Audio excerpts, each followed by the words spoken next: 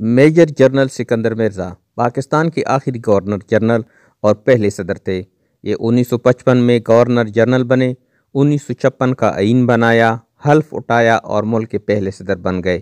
وہ 27 اکتوبر 1958 تک صدر رہے۔ مرشد آباد کے نواب خاندان سے تعلق رکھتے تھے۔ شجرا میر جعفر سے ملتا تھا۔ ہندوستان کے پہلے نوجوان تھے جسے Royal military college send Hurst میں داخلہ ملا۔ 1921 میں برٹش آرمی جوائن کی، کوہاٹ میں تعینات ہوئے، پوناہارس ریجمنٹ میں بھی رہے۔ با اثر خاندان سے تعلق رکھتے تھے، لہٰذا جب کیپٹن تھے تو فوج سے سول سروسز میں آ گئے، انڈین پولیٹیکل سروس کا حصہ بنے اور پھر 4 اضلاع میں ڈپٹی کمشنر رہے۔ پاکستان بنا تو یہ پاکستان کے پہلے سیکرٹری دفاع بن گئے۔ ترقی کرتے کرتے گورنر جنرل غلام محمد تک پہنچ گئے۔ غلام محمد علیل ہوئے تو یہ قائم مقام گورنر جنرل بن گئے۔ جوڑ توڑ کے ماہر تھے، لہٰذا ایوب خان کی مدد سے باضابطہ گورنر جنرل بن گئے۔ 3 برسوں میں 4 وزیر اعظم کو نگل گئے، یہاں تک کہ ایوب خان کی مدد سے ملک میں مارشل لا لگایا اور چیف مارشل لا ایڈمنسٹریٹر بن گئے۔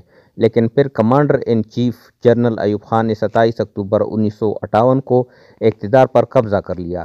یہ اہلیہ کے ساتھ لندن جلا وطن کر دی گئے۔ وہاں درمیانے درجے کے ہوٹل میں پبلک ریلیشن آفیسر کی حیثیت سے جاب کرتے رہے۔ 1969 میں انتقال ہوا اور تہران میں دفن کر دی گئے۔ سکندر مرزا فوت ہو گئے لیکن ان کی 4 کارنامے ہمیشہ زندہ رہیں گے۔ ملک کا پہلا آئین ان کے دور میں بنا تھا۔ یہ ملک کے پہلے صدر بھی تھے۔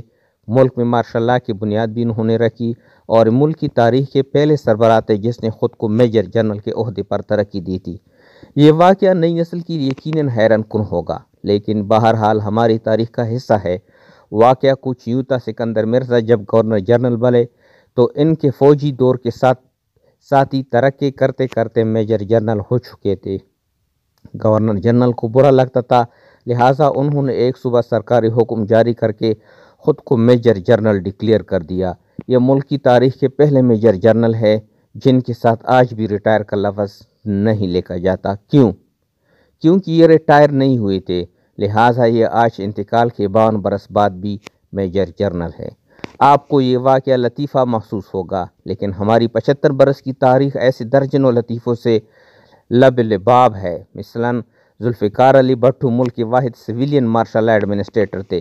یہ اس عہدے پر دسمبر 1971 سے اگست 1973 تک فائز رہے اور کسی نے ان کے اختیارات کو چیلنج نہیں کیا۔ جنرل ضیاء الحق بیک وقت صدر بھی تھے اور آرمی چیف بھی۔ صدر ضیاء الحق ہر 3 سال بعد جنرل ضیاء الحق کی مدت ملازمت میں توثیق کر دیتے تھے اور آرمی چیف جنرل ضیاء الحق اس توثیق کو قبول کر لیتے تھے۔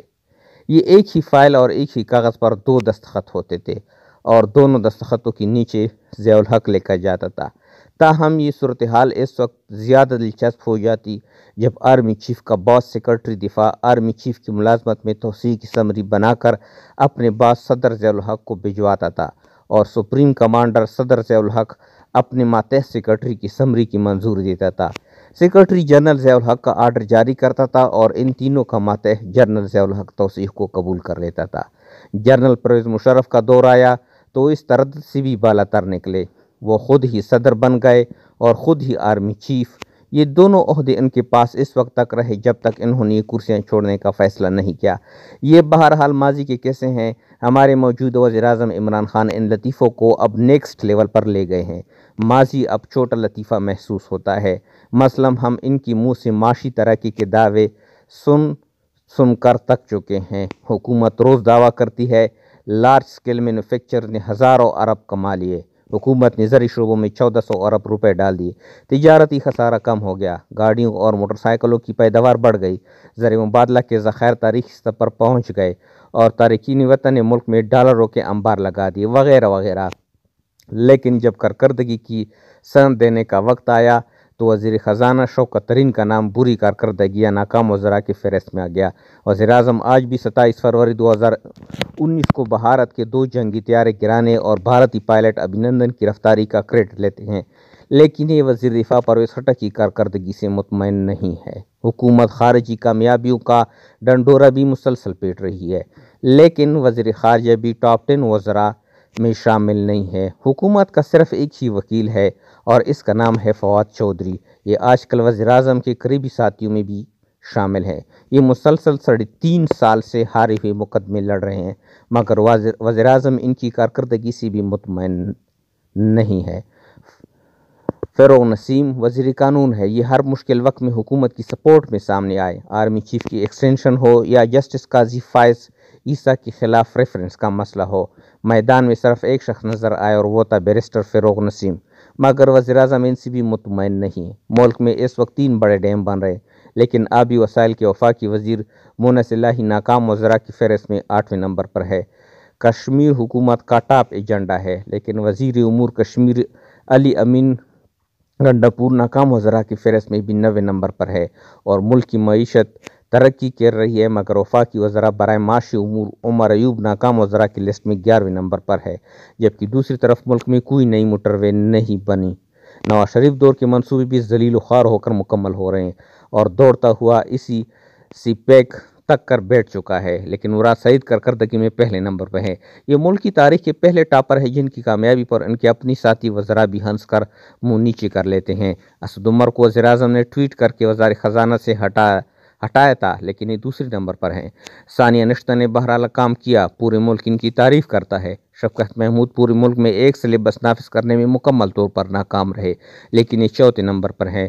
شیریں مزاری نے بھی ثانیہ نشتر کی طرح انسانی حقوق کی کے لیے بہت زور لگایا۔ ہم ان کی کارکردگی کو تسلیم کر لیتے ہیں، یہ ڈیزرو کرتی ہے، لیکن خسرو بختیار، معید یوسف، رزاق داؤد، شیخ رشید اور فخر امام نے کیا توپ چلائی، جس کی وجہ سے یہ کامیاب وزراء کی فہرست میں شامل ہے۔ ملک میں کسی کے پاس اس سوال کا جواب نہیں۔ ہم اگر اس فہرست کو سچ بھی مان لیں تو بھی 3 سوال دلچسپ پیدا ہوتے ہیں۔ پہلا سوال، ملک کی 5 وزارتیں اہم ترین ہوتی ہیں: وزارت خزانہ، وزارت خارجہ، وزارت داخلہ، وزارت اطلاعات اور وزارت دفاع، اور یہ ملک کی پہلی حکومت ہے جس نے ان 5 میں سے 4 وزارتوں کو ناکام تسلیم کر لیا۔ صرف وزیر داخلہ ٹاپ 10 میں آئی اور وہ بھی 9ویں نمبر پر، لہٰذا قوم حکومت کو کامیاب سمجھے یا ناکام۔ دوسرا سوال، صحت کارڈ حکومت کا فلیگ شپ پروجیکٹ ہے۔ میاں نواز شریف جس طرح ہمیشہ موٹر وے کا کریڈٹ لیتے، بالکل اس طرح عمران خان زندگی بھر صحت کارڈ کا تمغہ سینے پر سجا کر پھریں گے، لیکن صحت کارڈ کے معمار ڈاکٹر فیصل سلطان کامیاب تو کیا ناکام ترین وزراء کی فہرست میں بھی شامل نہیں، اس کو کیا سمجھا جائے؟ اور تیسرا سوال، شفقت محمود کے پاس 2 پورٹ فولو ہیں، یہ وزیر تعلیم بھی ہے اور ان کے پاس ہیریٹیج اینڈ کلچر کا قلمدان بھی ہے۔ یہ بطور وزیر تعلیم کامیاب وزراء کی فہرست میں 4تھے نمبر پر ہیں، لیکن یہ ہیریٹیج اینڈ کلچر کے وزیر کی حیثیت سے ناکام وزراء کی لسٹ میں ہیں۔ سوال یہ ہے، ایک ہی شخص بیک وقت کامیاب اور ناکام کیسے ہو سکتا ہے؟